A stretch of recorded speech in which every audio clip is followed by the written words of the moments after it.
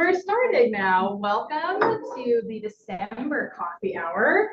It's a very cold day. Good for us to all be inside with our coffee. So thank you all for being here. I know we have a couple folks in the list who haven't shown up yet, but we're a little past one now, so I want to go ahead and get started, and hopefully they'll join us in a little while.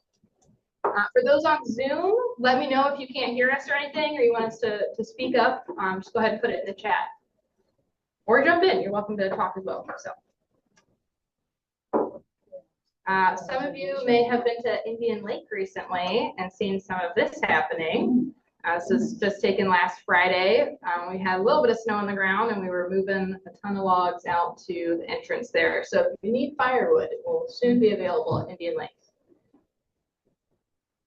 Was that done with the tree shear or people cutting? Or? Mostly people cutting, right? Do we have any tree shear out there at all? No, just hand cutting. So cool. Yeah, those guys are. That's a lot. They're moving fast, and it's incredible. We have a new team member to introduce to you. Hello, this is Joe, the new assistant volunteer coordinator. Joe, you want to tell us a couple of things about yourself? Sure. Hi, my name is Joe. Short for Johanna. You can call me either. I grew up in Madison. My mom is Tamara. Many of you know her. I have volunteered a little bit with Dane County Parks through my mom bringing me along to things before this. And before this, I was in Philadelphia organizing volunteers as part of an environmental justice organization called Philly Thrive. And I'm excited to be here and working with you all. And we're very excited to have Joe. I'm very excited to have some help. So, yeah, everyone will probably get an email with Joe's announcement of being hired. So, haven't sent it yet. Yeah. Already being super helpful in setting this up. Much nicer than we normally have. So, you can thank Joe for that. All right. So upcoming training and opportunities, the next coffee hour we've just scheduled for January 8th on a Wednesday. And then the next Certified Land Steward training is going to be Saturday, January 25th, and that will be back at the Heritage Center this time. So if you know anyone who's interested, let them know. It's on Better Impact. And then tentatively our prescribed fire training being on March 15th. Details to come.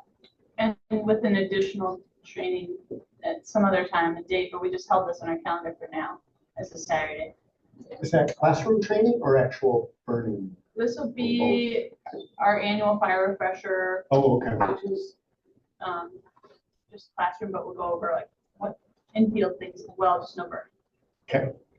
Can you advise that we take that even though we've taken it before if we want to do burns this year? Next year? Yeah, so like any volunteer interested in doing a burn with us in any given year should come to the annual fire refresher just as a refresher on how we burn. Burn safety in general. So, but like if you had a baseline training, that's not what this is. Right, you're fine. You'll come to this or yeah, that's fine. If you're ready to run. Cool.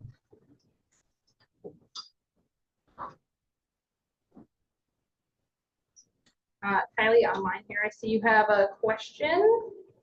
Yeah, would you recommend fire training for brush pile burning as well, or is that a different training? That would be more the Certified Land Steward training. We go over that in that class, so and you've been through that. But if you are still anyone wanting more help, feeling comfortable burning brush piles in the parks, always reach out to staff and help you answer questions, meet you in the field sometime, join us on a work day, we can go over that kind of stuff so that you feel good about it.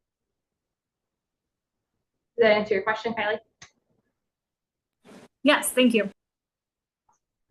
Everything's still the same with who you should reach out to on the day of burn? Yeah, absolutely. And Leah's actually got a slide later that we'll we'll go into it some more. But, right. You know, it's a really hot topic. Wow. Wow. All right, cool. I didn't have any upcoming Land Steward workdays that were on our calendar. I have one. You do have one? Okay. December the 19th, Kathy Peace is having one at Ormond Lake. There you go. And we just recently rescheduled it. She sent me a text. But there should be also some other ones. I think, Liz, there's going to be some coming up on the calendar soon. January. Yeah. Yeah. We just haven't gotten it yet. So if you have any other workdays, let us know.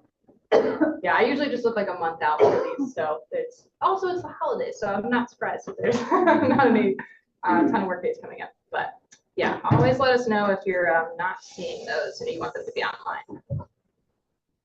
Cool. And then for Dane County Workdays, we are just doing tree and brush right now. So tree and brush removals on Tuesdays and Fridays for the most part. And then our next women's workday for tree and brush will be at Lake Farm on Thursday, January 9th. So if you're interested in that.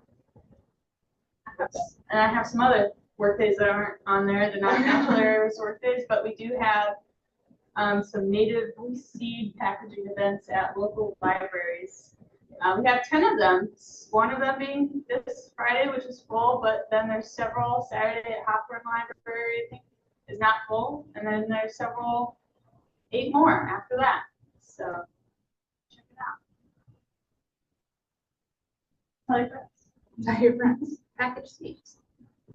Do you consider the ground frozen enough to do logging type? We have, yes. Okay. We have been moving our skid loaders and log wagons all over the ground. Okay. I think we were waiting for that out at Lower Mud. Yeah, this is great weather for it. And now we can do a nice little victory lap because we have our totals for our seed for 2024. You guys helped us collect 3,093 pounds of seed this year, clean seed. And that was 169 species. And just to put a value to it, that is over 1.2 million is the potential worth of that seed would cost. So thank you for that. That's huge. And stay tuned because we're going to have our weighing, bagging, and seed mixing work days coming later in the new year. So those will be of a better impact probably sometime in January. So. All right. So we just want to go over kind of a reminder about winter tree and brush equipment, starting with chainsaw safety. This picture on the right is one that I added because I had a close call with a chainsaw recently where I had a saw kick back and hit my chaps, and they did what they're supposed to, and they bound up the saw and completely stopped the saw, and it shut off. So in that picture, you can see the fibers from the chaps that are bound up in the mechanism to have stopped it. So just a reminder to wear your chaps, please, always. And also don't stand so close to your saw. I was not standing in a smart position, so it came back to me.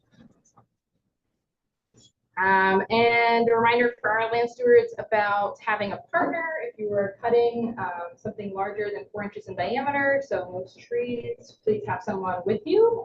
You can have someone out in the field. They don't have to be a land steward. They just need to be there. Wear all your PPE, like I said, chaps, helmet, safety glasses, hearing protection, gloves, etc. Always remember to put on your chain brake when you're moving around and maintaining a safe distance from each other and not dropping trees on each other. So just a reminder. Is there anything else you want to add about chainsaws? No, we like to model good practice at our Dane County hosted workdays. So if you're planning to have a workday, come to some of ours and see a few things and the safety steps we take. Brush up on safety and get a sense for good, safe ways to run workdays. So we try our best to run this. What did you want to say about this? Yeah, so we were just tuning up our clippers after seed season. and swapping out our brush cutter blades for winter, cutting saw blades for wood as opposed to summer weeds. So just a few tips on pruners and loppers as far as firing goes. There's a nice picture here. You only want to sharpen one side of your bypass style pruners, not the side that strikes against that other plate. Otherwise, you'll pretty much ruin the pruners, which we've seen, just enough to get that burr off there. Don't need them super razor sharp, just sharp enough to get the burrs off on that one outside side. And then as far as the brush cutter blades go, there's this nice diagram here. At the very top, you'll see there's a little Allen wrench. There's also a little like pin that comes with the brush cutters that you stick into the head. There's a little hole there that keeps the blade stationary from spinning, so that then you can, with the wrench at the bottom, it's reverse threaded on that nut, and so righty loosey, lefty tighty, with that Allen wrench at the top, and then the wrench around the bottom, the wrench. That's how you get that nut off. And if anyone would like to see this done in person, or wants help understanding how to put things back together or swap out blades, let us know. We're talking about doing more hands-on demonstrations like this, like sharpening or maintaining certain equipment, swapping out blades, that kind of stuff. Once you do it a couple times, it's pretty easy, but sometimes it's nice to have someone there to show you when you first go around. So with those brush cutter blades, they have to be nested. All those components have to be nested properly, and they have to be centered. Otherwise, you will be wobbling all over the prairie, holding those bicycle bars with the throttle on them. They just do not like if it's not perfectly centered and balanced. All of those components stack nicely on top of each other. So you'll know right away if you've done that wrong. But yeah, just a couple reminders, tips, and let us know if you guys are interested in any sort of hands-on instruction or this kind of stuff. We're always looking to provide the kind of training that y'all are looking for, so suggestions are encouraged. Couple things. Could you maybe look at stocking tubes of grease for the gear head on those?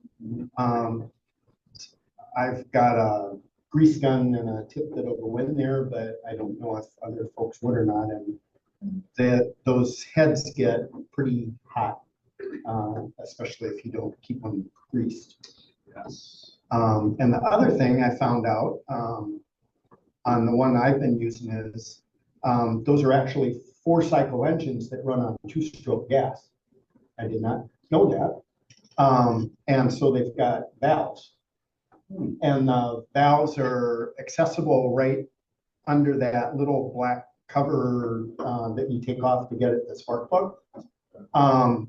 And I found on mine, it was getting hard to start, and it was really hard to pull. Like the compression was really getting, so it was ripping the handle out of my hand.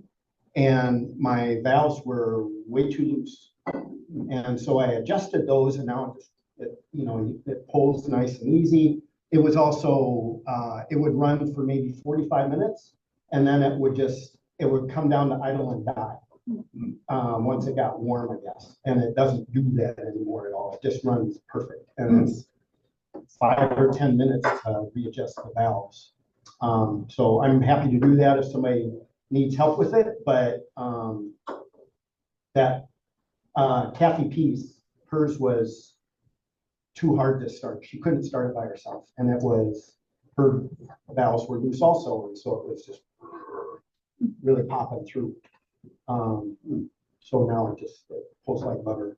Interesting. I didn't know that. Thank you. We should get together with the brush cutting or something. Sure. Yep. Happy to. You need feeler gauge and I think 10 millimeter or 8 millimeter wrench, Okay. and then just the T27 wrench, and that's all it takes. easy peasy.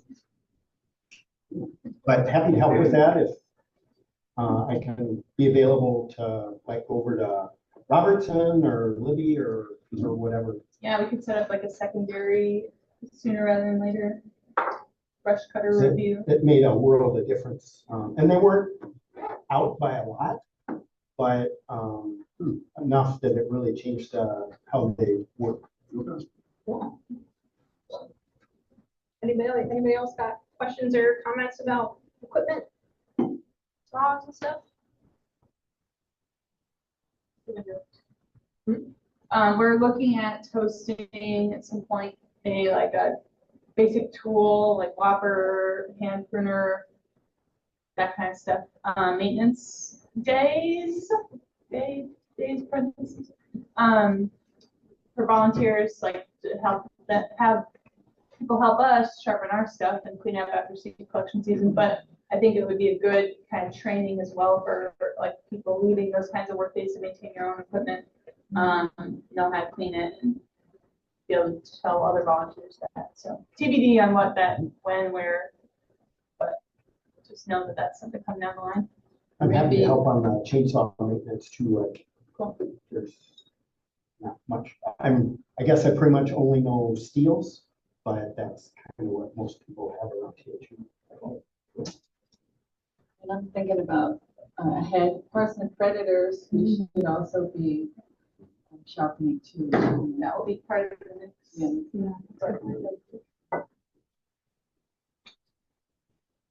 The idea is coming. I think it's coming. All right. So, kind of circling back to something that we talked about, I think like 2 or 3 coffee hours ago, with our different applicators for Stump herbicide. We've been trying some new bottles that have been stocked at Libby Road with the hope that they're maybe a little more durable than previous ones. I know some people still prefer other types of applicators, so has anyone been using the new ones at Libby Road? Do you have any feedback about it? Wish we stocked something else? Still using old clear bottles for the time being.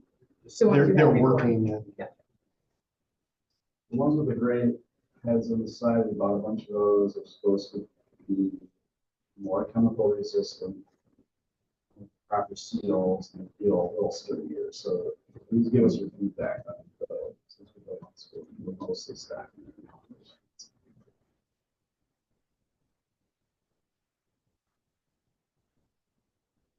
I know when we did our day last Friday, Alex uses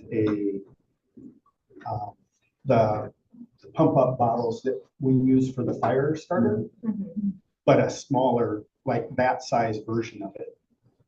So you're not having to do this all the time. You just pump it up and then it's spray. And it doesn't have it.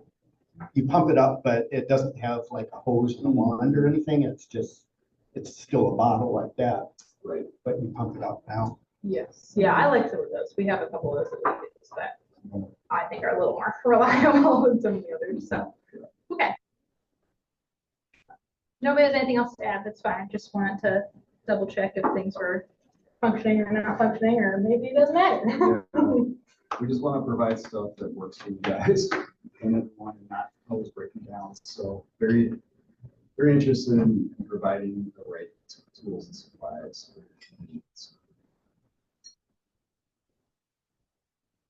Okay.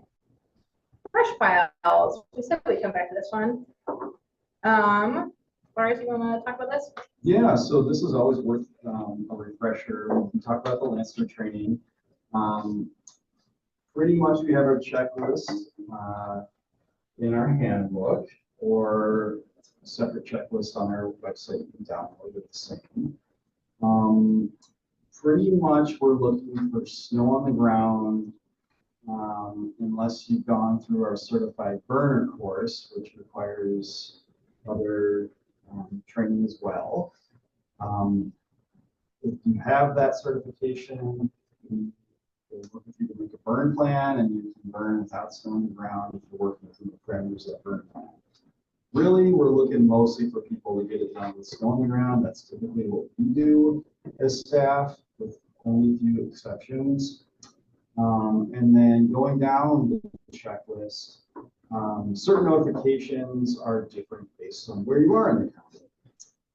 If you're in northwest Dane County, which includes Steward Park, Mason area, Black Earth area, Townberry, you have to have snow on the ground because DNR manages those parts of the county and the entire Wisconsin River Valley.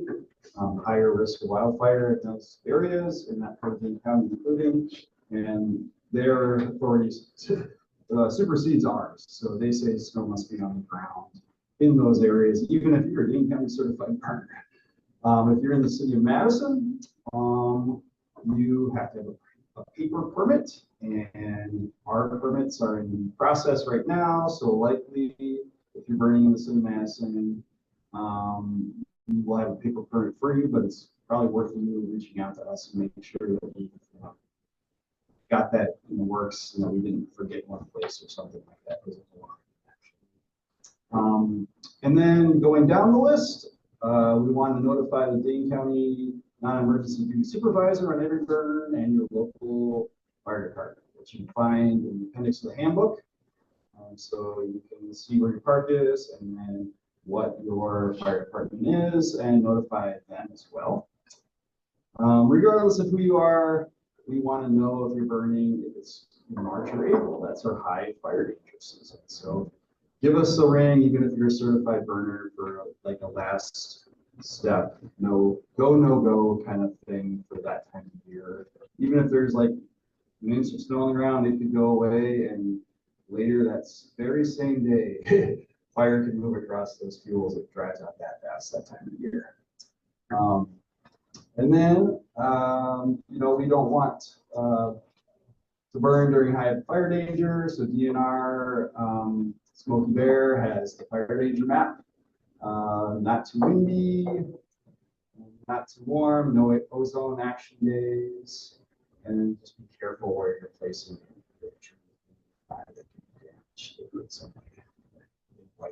something. And the rest of it relates to the certified burners. Last but not least, and probably the most important, is not our rules, but the state rules require that fires should be extinguished even if there's snow on the ground, which is a pain. We've had a lot of issues with fires that, like say in this picture here, not that it happened during rain, but like, oh, it's just coals, we're gonna leave, it's not going anywhere, there's snow on the ground. Sorry, but that's not good enough for the state of Wisconsin. So what we have done is sped up the burning process by not putting logs in the burn piles. We take those big heavier fuels out, set them aside, and then our staff, often like we're doing today at Emerson, we're moving logs out of the woods and taking them out to the parking lots where people will come and grab them for firewood. And then the rest of what we burn in the park is with brush. It burns up a lot faster that way. And if you put a leaf blower with a metal tube, focus right into the heat of those coals, it is unreal how fast very large brush piles will burn up. And then with any coals that are left at the end of the day that just aren't burning up, you can kind of blow them and spray them out into the snow. And that does a really good job of just putting the final touches on getting those coals extinguished. Last thing I want to do is get fire departments called by one of our many park visitors, 5 million visitors a year that see the park. So a lot of people out there, a lot of eyes in their parks, and they're often eager to call in and let the fire department know if there's something burning and being unattended. So we've had some instances repeated within the same fire districts to the point where that fire department is threatened to not let us burn in their whole jurisdiction, which is a big problem because fire is pretty much our most important tool in managing the land. So if you all have any questions on any of this, please let us know. We're here to help you navigate this checklist. We try to make it as straightforward as possible, but admittedly, there are some, little maybe confusing bits and pieces to this lengthy list. So let us know if you have any questions about this stuff.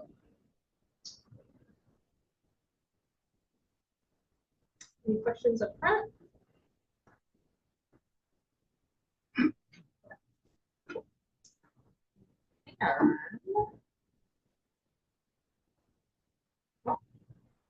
Firewood. That's gone now.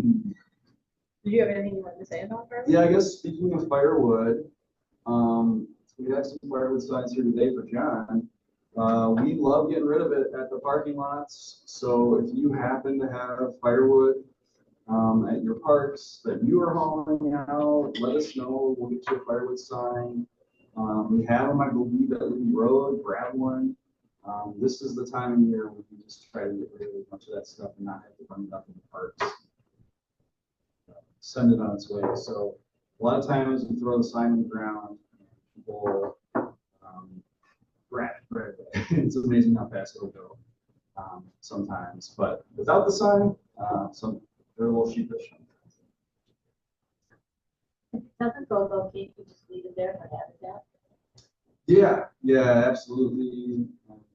We do a little bit of fuel reduction, like dead windfall that falls in the woods. That is habitat, but it also there's an overaccumulation of it over the many decades that these woods haven't been burned. So there's kind of more than we need. It's a little bit of a hassle. Just by burning, it just catches fire. So it's a little bit of a balance game. There any of the species that we didn't want to put out for firewood, or is it all fair game? I think it's fair game Okay. now at this point. All right. With emerald ash borer being so kind of widespread. Okay.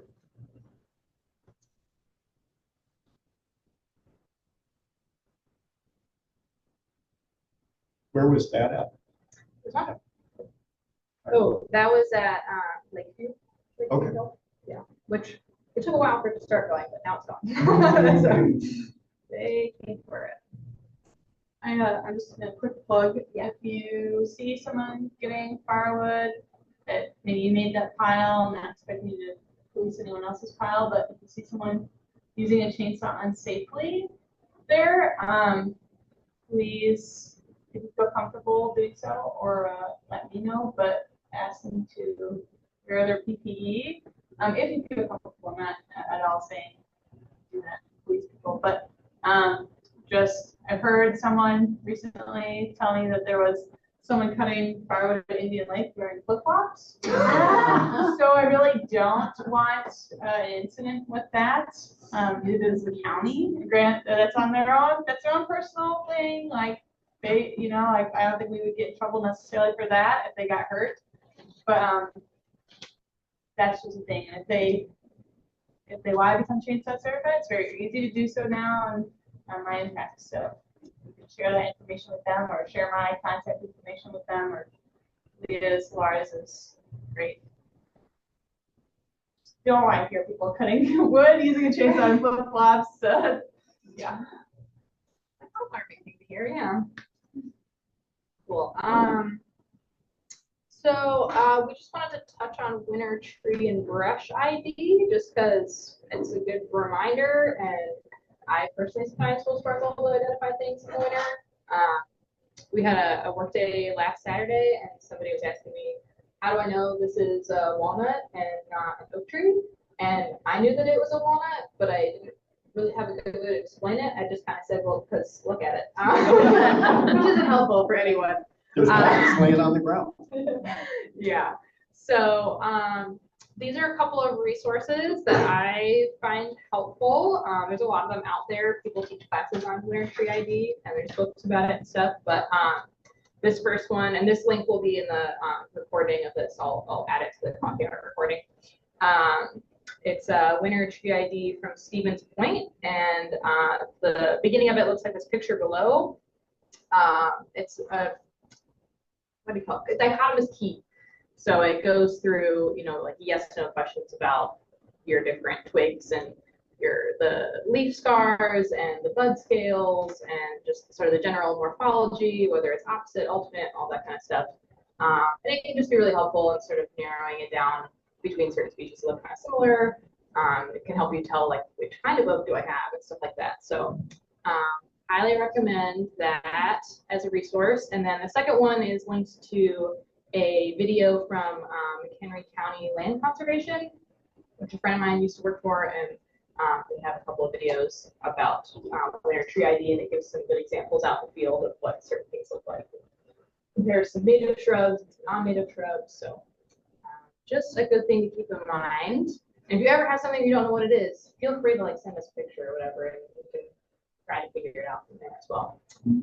There's also some examples on the table behind you. Did you want to like pass those around, Lawrence, or just for whoever wants to go? I think whoever would like to test their skills, we have them all labeled. Cover the label. Cover the label and see what you can do. Might be very well. So, yeah, take a look. I think some people feel like, oh, you know, that's just more than I can ever figure out in the winter. They all kind of look the same. But I feel like actually some things are easier than the time. You can see the branching structure better, you can see the bark better. It does open up some other opportunities to make it easier. And then it just takes some repetition and seeing it a few times. So soon enough, everything that did look the same, very, very different. So don't be discouraged. And this might be something that we want to do in the future as like another hands-on kind of training if this is of interest to people. So let us know.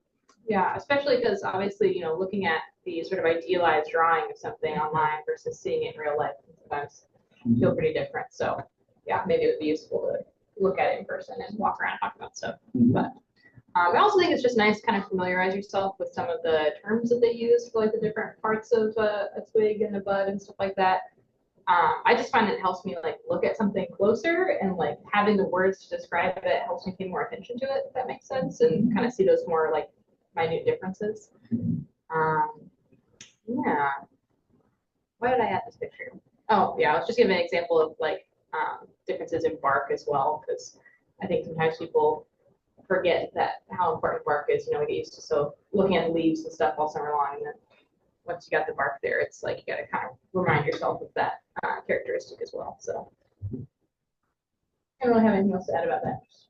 That would be useful. Anybody have any stumpers recently? Anything that they couldn't figure out what it was in the woods? All the time. Which one?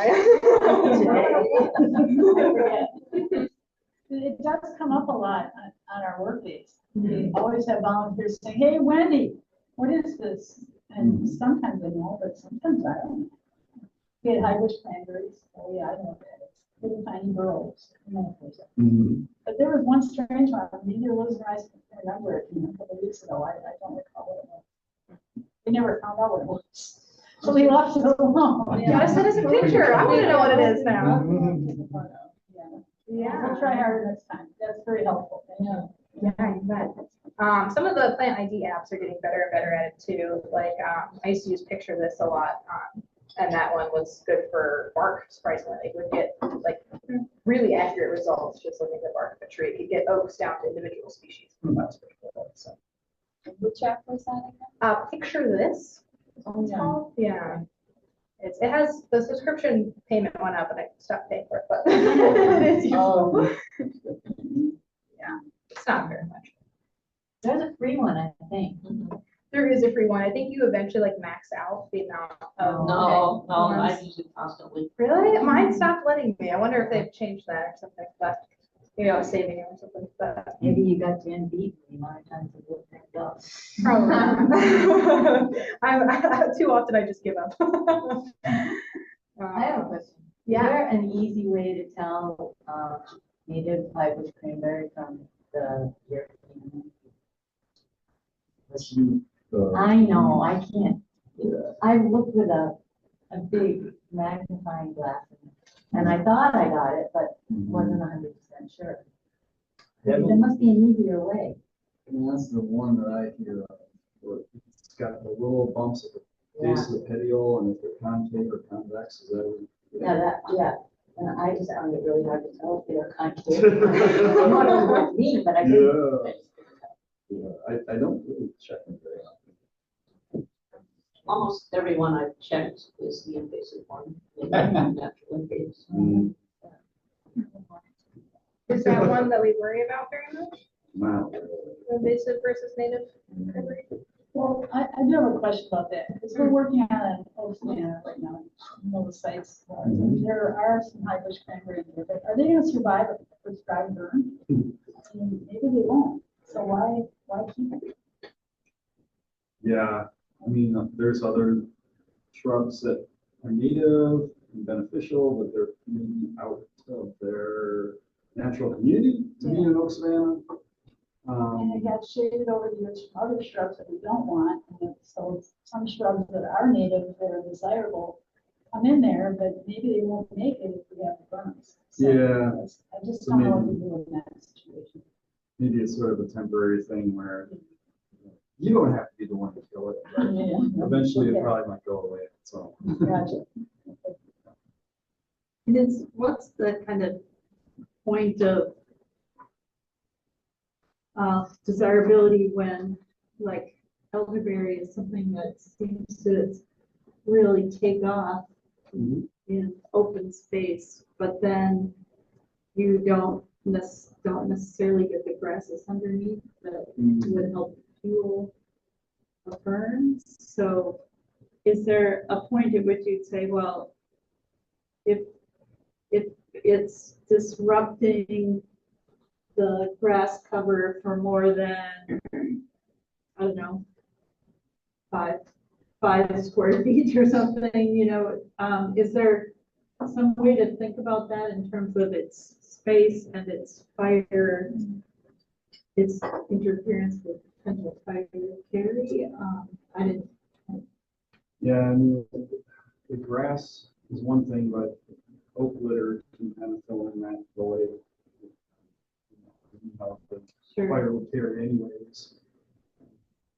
I don't know, I tend to not worry too much about, like, plum thickets don't tend to have a lot of fuel underneath them, and just sort of the fire goes around them, and maybe once in a while honeysuckle comes in and just sniff it out, but, And then on stream banks, is there such a thing as the heaviness of the root interfering or increasing erosion, or is it always kind of good? I don't. With shrubs or? Yeah, with the shrubs. Yeah, that's a good question. I don't think even within professionals in our department, we have one single answer to give you, because there's some of us here that really like just grasses and forbs and prairie and riparian areas along the banks, and then there's some people who really insist on having some trees and shrubs mixed in with those.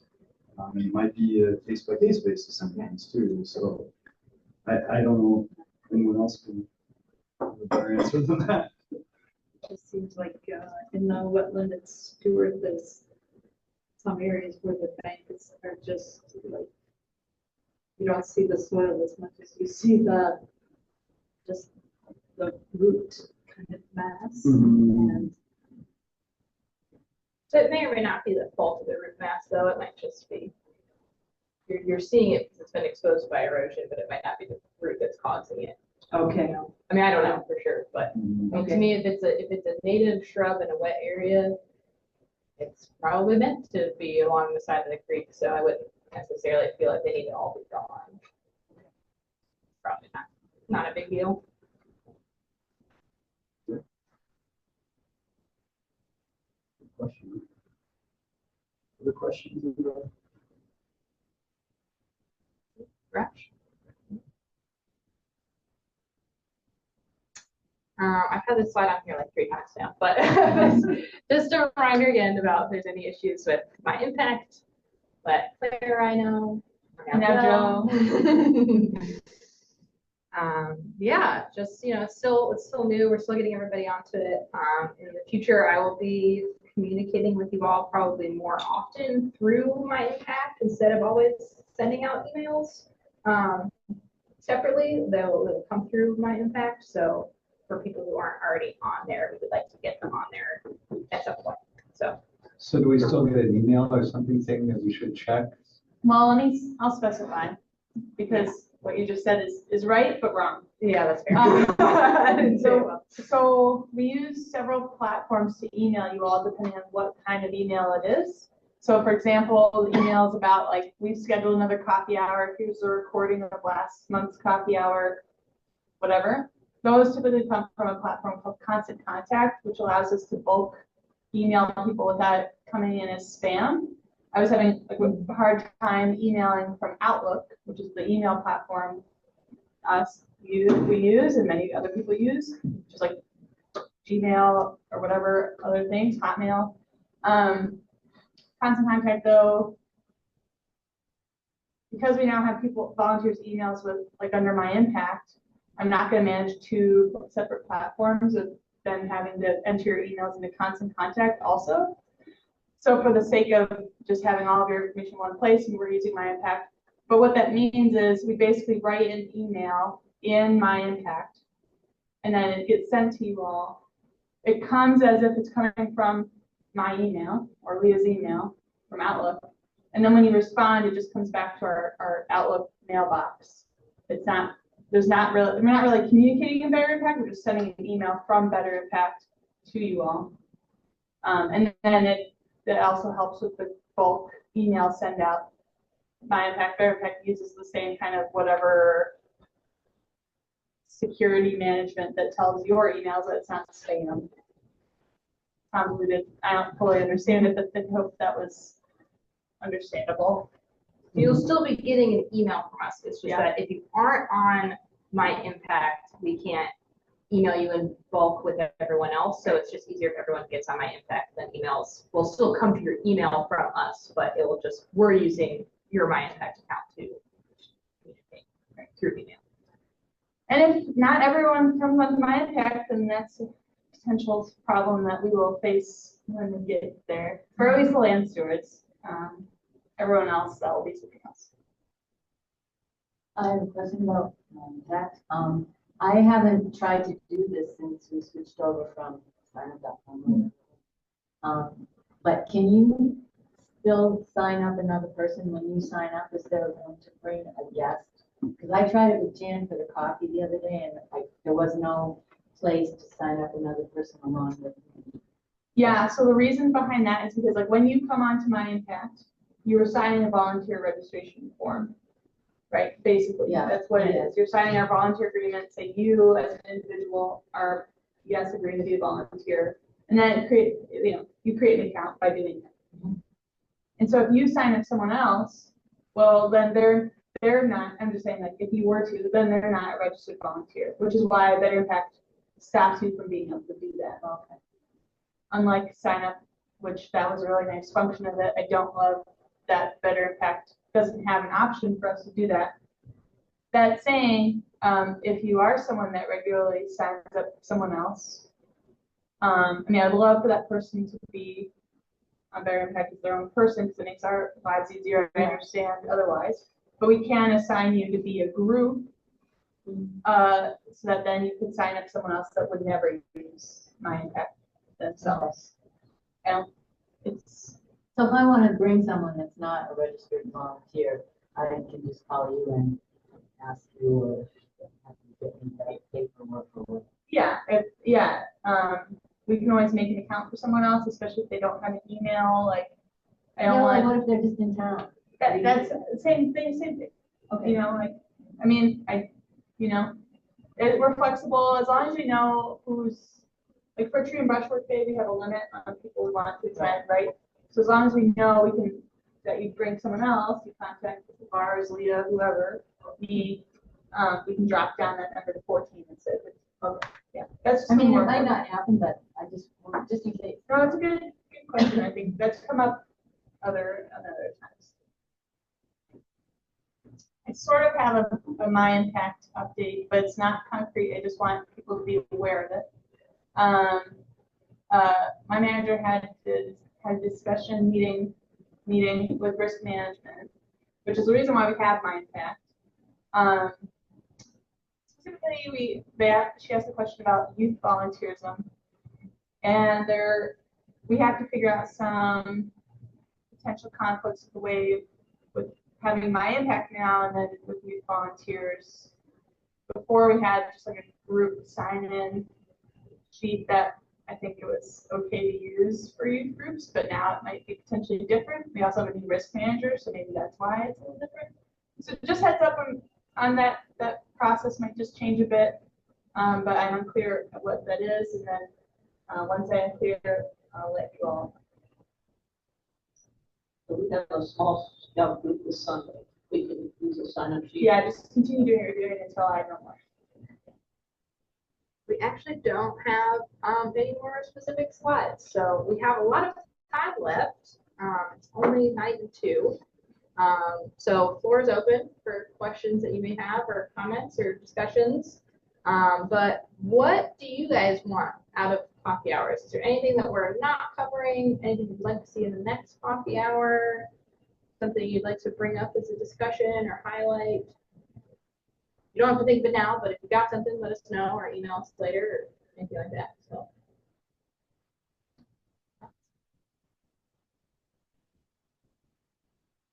I also did love last time when I was here that we had everyone go around the room and talk about what they've been doing. That's true. We could do that. Want to do that? Yeah, we could do that every time if we want.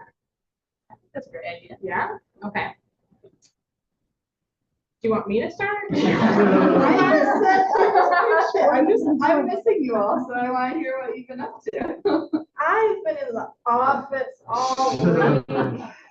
I've been planning this and planning for the new year. Making sure all of our schedules are up to date, things like that.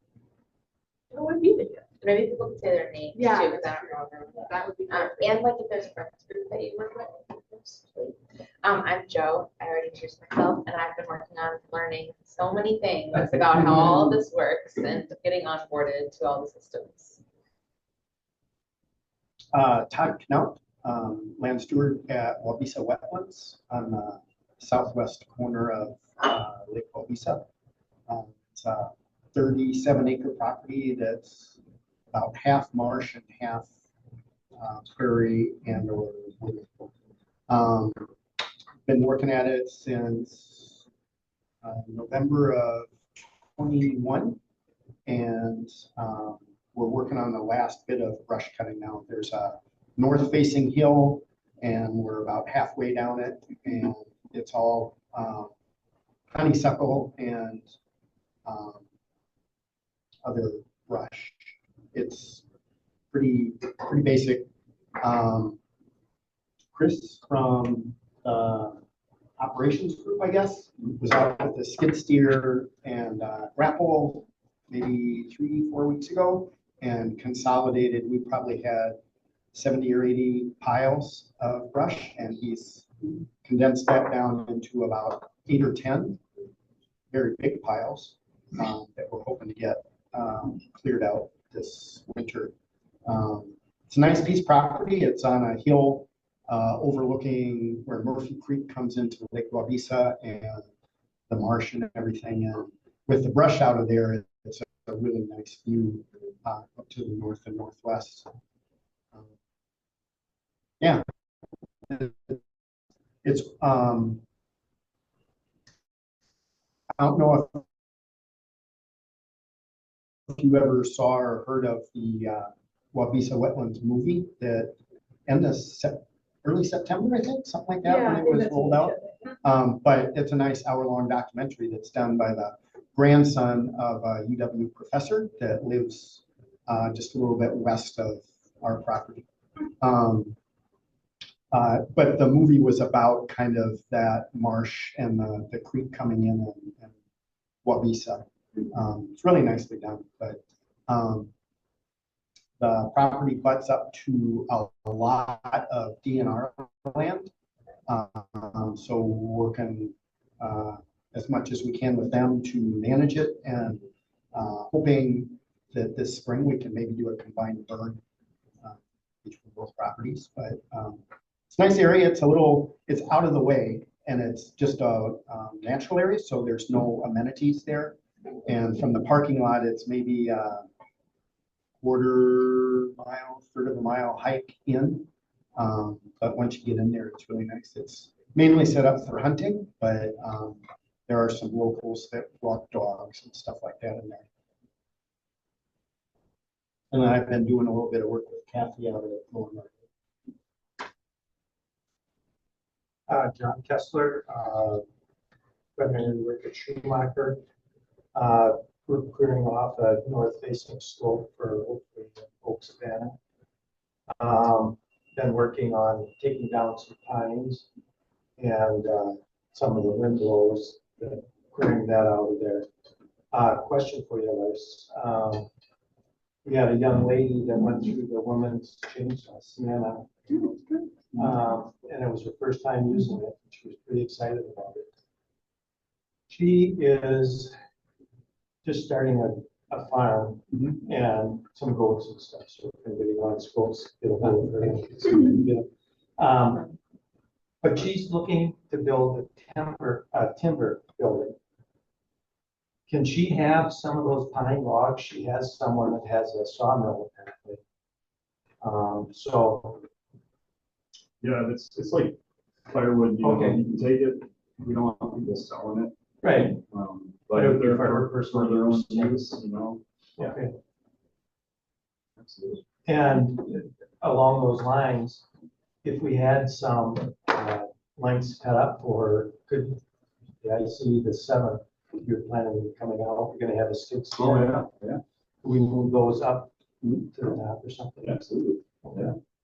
Yeah, if people show up with like a trailer, you know, we can load it on the trailer for them or the station.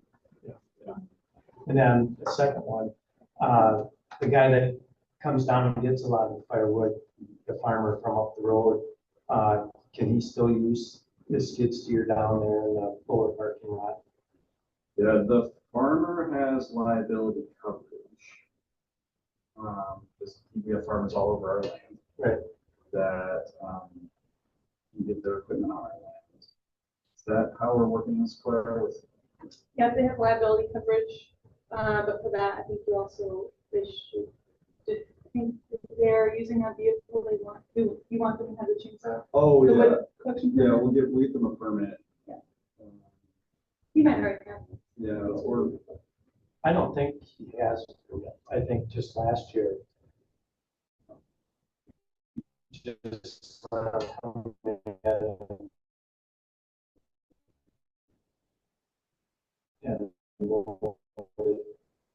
I think during the workday, the county loaded his trailer over the parking lot. Workday firewood is typically just like workday firewood just goes, no permit, right? But so if it's like Friday, Right. yeah. But if he's going in there on his own, I think that's when that triggers. Even though it's in the drop off Oh, right at the entrance. entrance area. Oh, that probably. I don't know. I think that's it. Okay, because I'm hauling it out to there and dumping it. Yeah, that's like us. Usually, that's kind of like us putting it in the parking lot. That's what I would. Yeah, I think that's it. He's using a chainsaw. That's good. It's all cut up. Great. There's about 30 maybe pines and firs at Wabisa that were part of Windbreak, I'm guessing. And they've been on our to-do list to come down eventually.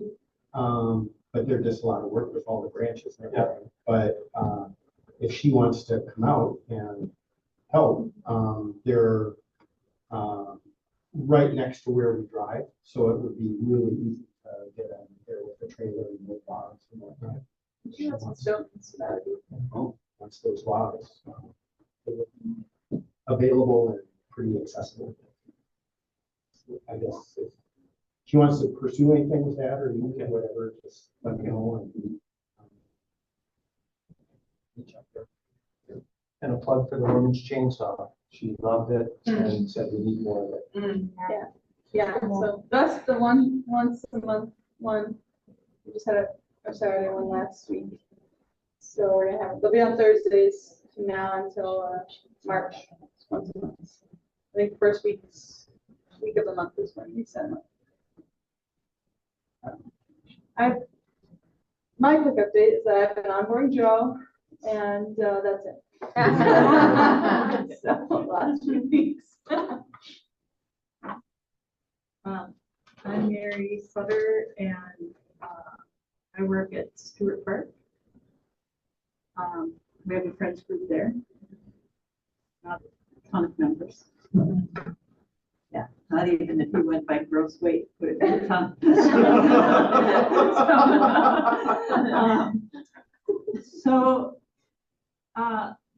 The best thing I heard today is we're coming to the end of our brush removal. I didn't think that was even possible. I'm also curious about if somebody has submitted a certificate of insurance related to skid steer, do they need to redo that every year in terms of risk management? Or can you assume that if they have a certificate of insurance connected to their skid steer? Maybe follow up with me about that.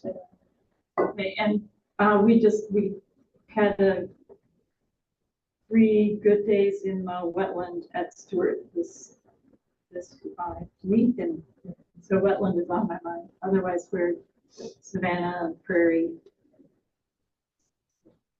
Steward's the property on the west edge of Mount Ward. Okay. It's going to turn 90. The park. It's the oldest Dane County Park, and next summer it's our 90th birthday. Cool. Plan a celebration. I'd like to not. Someone going to? Yeah, I think we have to figure that out. I don't know if that was, I sent an email to somebody. That's Yeah. I don't blame you. But definitely Facebook post worthy, right? Oh, yeah. So they're working what? Yes, that's right. I'm Paul Sutter, Mary's husband, and I work along with her at Steward Park. All right, I don't know. I've just been doing a lot of different stuff, helping the wetlands. But I want to hear more about you guys. I'm Beth Whitaker. My main place to volunteer is Foley Conservation Park, City Madison Park, Steward, community partner. And our friends for business. We took December off. We're spread pretty thin this year. Doing a lot of stuff, educational stuff, and citizen science monitoring, so we're really tired. But our last work day, we have this new Oak Savannah area where these black locusts were moved. And last year they planted, or in the spring they planted an annual cover crop for erosion control along with native forts and grasses. Well, this vast amount of mullein came up. So we had a nice work day. That was our last work day in November. I'm getting rid of that. We have a project upcoming, which is a lot of storm damage in an oak woodland that's supposed to be burned in the spring. And so they want us to, sort of bucket up and move it out. So the burn works. So that's what we're looking forward to in January. Plus maybe some seed packaging work days for our seed library and normal just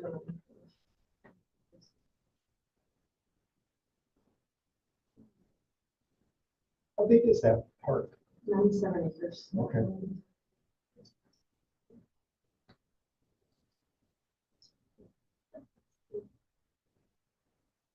Mine is tomorrow. I've done nothing for almost 5 months now, but I'm starting to get out and go walking. So, and I usually work with friends at church in March. Whatever county work I can do, and I'm looking forward to getting back to it. I'm Jan, Friends of Cherokee Marsh. We've been attempting to schedule brush clearing days, but the weather versus cooperate. We've been working mostly in the city park, Cherokee Marsh, and Doty Road, but eventually we're going to transition over to Mira Heights and some areas of our work on. Our annual meeting is January 25th. Claire will be there to give you an update. Also, Paul Quinlan from Madison Parks, and our main guest is Lizzie Kitchell. She's an expert on native mussels from the DNR. If you ever get a chance, she does field trips with the Natural Resources Foundation. I went to one out in Wanado where you walk the stream and look for the mussels and learn about mussels, and she just knows everything about them. So we're excited to have her. That's going to be at Warner Park, fourth Saturday. I'm also coordinating the sewing of seed collection bags. And I have a large collection of bags. Strapping and bias tape is a very easy sewing project. If you're interested in doing a few or a lot, or know people who like to sew, I'm the one to talk to. And no measuring involved. No, tomorrow's cut all the pieces. So you have done stuff. Well, no, I asked that stuff. it's very helpful. I'm Dennis Tandy. My last project was helping with Hammer Mill, and it's really exciting to see the numbers of seeds and varieties and total cost. That's exciting. I do work at Yahara Heights and also for Groundswell. They have some nursery plot little beds that I help maintain over the summer. Do a lot of watering later in the summer, but they have some species that they will collect the seeds then sow into them. One question I would like in terms of reminders is I do have a few invasives in our land. Maybe a reminder of mixtures of herbicides, when best to apply, best application, paint, spray. So just kind of a quick review of my long list of just to make sure I'm doing it the right way, right percentage of the city. Talk afterwards. Sure. Yeah. I'm Wendy Weisensfeld. I typically work at Donald Park. I'm going to let Liz talk about our projects because I wanted to say something about the year I've had volunteering. Positive, of course. I took the land steward training a year ago in January, and Liz encouraged me to take it because I own my own land and managing it for a long time. And I just want to say I've had the best year working with the Dane County Parks staff, all of you who are here, and some who are not, some of the newer ones like Slay and others that took chainsaw training with me. I have learned so much, and I think I've been able to contribute a little to this, our land work based on my experience, and it's just been so rewarding and fun. I just want you all to feel good about that because it's just been a blast, and I talk about Dane County Parks whenever I can. You won't believe all the seed they're collecting, millions of dollars, and you really need to volunteer, et cetera, et cetera. So I've been an enthusiastic supporter of yours, and I will continue. So thanks. Thank you. And I'm Liz McBride. I work at Donald Park really kind of exclusively. And I will say the last year with Wendy has been really great for me because Wendy knows so much. And she's right there every workday. This fall, we've been helping to clear out a kind of savanna of knoll. And I say helping because Tom Klein, who some of you know, has also been working there as a volunteer. We never see him, Never hear from but we know when he's been there. It's really obvious when I check ISM track. And so he's taking out the big stuff, chainsaw work, making these huge piles. And, you know, we have our little loppers and our nice quiet work, and we go in and get the smaller stuff, the honeysuckle, the black cherry walnut saplings and tree grows. And for the first time, making what we hope are very lovely little fern piles. Normally, we would just throw things in a pile, and now we're trying to do it I according to made them regulation. follow the instructions. Our Tuesday volunteer land steward, Chuck, teased me and says, I bet you read the manual. I said, of course I read the manual. Of course. And I brought the manual with me the day we made our first burn pile. And we have one volunteer, some of these volunteers really love getting that burn pile into just the right spot. And we have had quite a good fall getting some volunteers from Epic.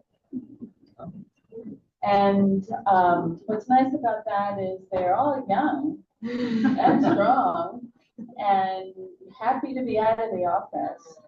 And some of them, we had one woman who just fell in love with using this small handsaw and was just taking down trees this big with that handsaw. So that's really been fun. I think it brings a lot of energy. So I hope that continues. Epic, it really promotes volunteerism, and they publish opportunities.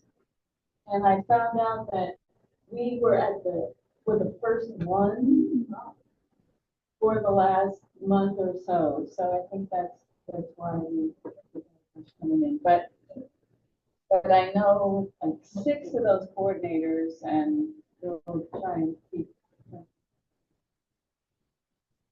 Excellent. We have a few folks who are on Zoom, so I'm going to kick it over to them. Kylie, you want to start us off? Hear what you guys are up to. Hello, my name is Kylie, and I volunteer with Token Creek Park up in DeForest. Have many fond memories of the dog park area, but I'm currently working in an oak stand that actually is pretty high quality up on the hillside, kind of near the highway. And so most of it is keeping down what is starting to creep in. And then there's one stand right across the trail that looks like work hasn't been done on it for maybe a decade. We've got some buckthorn, pretty big diameters. So getting together a group of friends to celebrate solstice on next Saturday, which is all about restoration. And we're gonna hopefully take on that section and start clearing out some of the buckthorn from around the big oak trees. So very early in this process. I just got my Certified Land Steward training earlier this year. So really kicking it off with a bang, and excited to continue learning. Thank you, Kylie. We're really happy to have you. Rita, I see I've got you up on there. You want to go next? Okay, got myself unmuted. Let's see, Silverwood Park. I have been not in the woods more than I've been in the woods lately. I was running the wreath workshop, and all in November it gobbles up my time and keeps me busy, the wreath and swag workshop, and that was very successful. And let's see, in the woods, I regret that I'm not getting it posted when we're in the woods, but sometimes it's a little bit on one weekend or one day of the weekend, off the other. And so it's kind of like we are, I want to say, winding down in our efforts to clear that 60-acre woods. Let's see, Mike even took off last Saturday to go work with, what the heck is it? Some Trout Unlimited guys and stuff. So that's pretty cool. But we've got lots of wood out there. I just sent a text to Lars asking them when they'll want to haul our wood and get all of the stuff that we've been since October to the parking lot and get it out of there. They were successful one day in bringing up a whole bunch of stuff that was still down there from last October of 23 and with our winter efforts. So yeah, we hope to get a bunch of piles burned this year. We've got lots of them, and looks like that snow that was supposed to be here Saturday has kind of gone north on us. So That's what we're up to. Awesome. Thank you, Rita. I can't wait to go out there again. It's been a few months. I need to see it. Don, what about you? I was going to say, I really appreciate your virtual option some days. That really works well just to get everything in and get everything else done. The one thing I wanted to tell you, all of you, let's call it the seed processing, cleaning, thrashing, hammer milling process was pretty exciting this fall. I have to say, I learned a lot about it, and there's science and art, and running those machines, I had to look it up. Those machines are 1920 Clipper 2Bs that have been modified with motors for this number of years, and looking forward to the next round of processing, which would be sorts and that. So appreciate the Dane County's staff's patience with showing how to do all that stuff. Thanks. You bet. Glad you had fun. That was a good time. Glenn, you're last. What do you want to add here for us? Well, not much to add. I've been out helping at Mud Lake most recently. Other than that, working mostly in the city of Madison Parks. Plenty of work to be done there as well. So that's it for me. Awesome. Thanks, Glenn. Thanks, everybody. Still have like 10 minutes here before we wrap up. So Claire has words for us. I have a thing that I actually just thought of as we were all meeting, so this is going to be kind of news to staff, but also a request of you all. We're in the middle of updating our Certified Land Steward handbook because we're having this training, and there's some things we updated, including some high impact language and such. So I actually just created a little mini survey and help us. If you all know of things that need to be edited in the handbook, like we have some specific things that we have already edited, and I'll connect with Leah to add that. But we would love to get your feedback on if there's anything that you notice that does absolutely need to be updated for the next version, or any information that now that it's been out for a few years, if there's something that's not in there that you think should be, I think it would be nice to hear that also. So I think maybe when we send out the recording, depending on when we get that done, Leah, we can include that survey and we can hear your feedback. Kind of needs to happen sooner rather than later because time sensitive. We have less than a month, or like at least a month, but yeah, let us know. I don't have anything specific right now for the manual, but I do want to say it's one of the more readable, useful manuals I've ever used. So keep that going. Great. Are you going to send us the updates? Oh yeah. Okay. Somehow, shape, way, form. Kylie, you raised your hand. You got something? Yeah, this is maybe a throwback question that should have been discussed earlier, but I'm getting to it now because I remembered. So for my work day next Saturday, my plan is to have walk-up volunteers. So they are not registered volunteers. And my understanding is I should have them fill out my Zoom. It's the volunteer registration and release. That's basically just, name, signature, address, etc. And this is from the handbook that's posted on the website, but it says, please return to Jolene Stinson. Yeah, that's one of the things that's going to be updated. Okay. So for next Saturday, who should I send it to? Send it to Claire Lambert. Cool, thank you. Is that still 4318 Robertson Road? Yeah, but you can also just take a picture of it and send it to me via email is fine. Okay, perfect. I do have a little scanner, so I'll probably just scan it and email it to you. I love that also. That's even better. Awesome. Kylie, are you going to be having those volunteers like just help haul brush, or like what do you? Just curious, like what your activities are going to be. Yep. So the plan would be I will pick up loppers and hand saws, and I think that's most of what we're doing. I don't plan to use a chainsaw, even though I am certified. I think just because this will be my first one, keeping it to hand tools will help with better communication, quieter, don't have to worry about as much PPE gearing people. So that was my plan. Awesome, I love it. I just want to make sure. So yeah, that sounds great. Thank you so much. I'm excited No to problem. hear that. If you get pictures too, we definitely want to see them. I'm hoping to. I have one of my friends is planning on coming, but doesn't plan to actually do any of the chopping. She's bringing snacks instead. So I might appoint her with a phone camera and be the photographer. You're awesome. Thank you. I have a question. I think I went through chainsaw training in 21, and I couldn't find my copy of my cert. I was looking for you. Okay. I'll follow up with you separately. Okay. I got you set. I don't know if anybody else is in that same boat or not. Oh, there definitely is. We got some other updates that come from that side. Okay. If you're missing your chainsaw certification and you need something for better impact to become a sawyer, let me know. Yeah. Well, we got a few minutes left. We can look at the twigs. Topics? Anyone? Yeah, go look at twigs. Eat some snacks. Please look at the twigs. We did a lot of work to get them here. Virtual folks, thanks for coming. We might end the recording as people, unless people have a. Got one right. Yeah, anything else from the folks on Zoom before I let you guys go? So we're gonna probably start milling around here.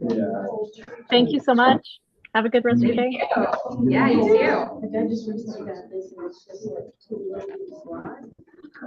Yeah, no, I have that one. That's very smart. Yeah, Todd, I was looking. So much easier to do. I have your blank, so I don't have one with the sign. So I just need,